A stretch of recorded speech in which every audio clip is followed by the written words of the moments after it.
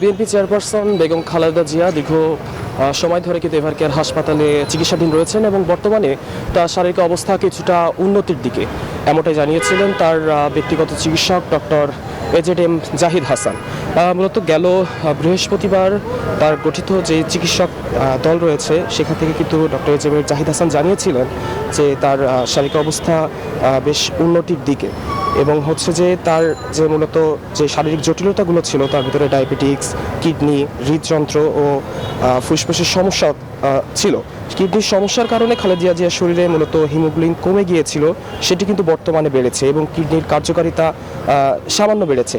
ফুসফুসের এদিকে হচ্ছে তার ফুসফুসের উন্নতিও হয়েছে, তবে তিনি এখনও আশঙ্কামুক্ত নন। এছাড়া নিয়মিত চিকিৎসার অংশ হিসেবে তার কিছু শারীরিক পরীক্ষা নিরীক্ষাও নিয়মিত করা হচ্ছে।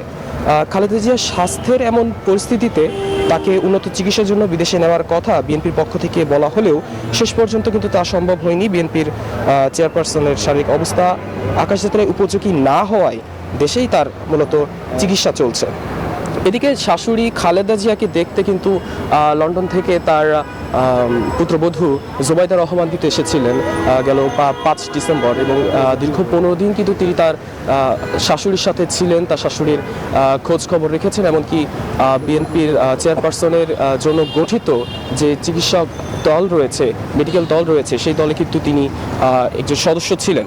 তো সেখান থেকে হচ্ছে যে তিনি মোটামুটি তার হচ্ছে চিকিৎসা সংক্রান্ত সকল বিষয় কিন্তু তিনি হচ্ছে যে পর্যবেক্ষণ করেছে এবং পরবর্তীতে তিনি গেল 19 ডিসেম্বর কিন্তু লন্ডনের উদ্দেশ্যে যাত্রা করে।